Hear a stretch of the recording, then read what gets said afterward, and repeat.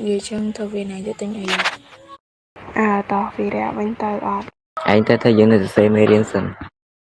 ហើយឯងចង់ផឹកអីអត់យើងទិញឲ្យហេចាំឯងជួយទិញកាហ្វេដោះគោយើងមួយផង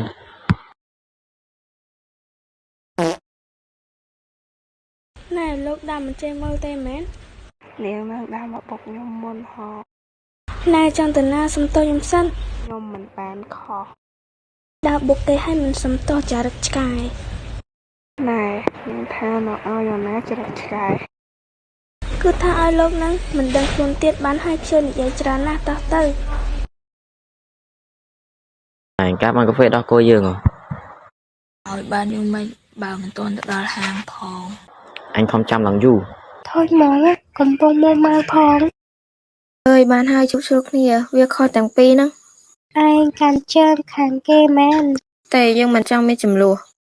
មែនហ្នឹងអាប៉ែហ្នឹងឈ្មោះថាវីហ្នឹងចរិតឆ្កែហើយអត់ចេះសុំទោសគេទៀតតាហេបានហើយជប់មួម៉ៅទៀតទៅតោះយើងទៅដើរលេងអត់តោះ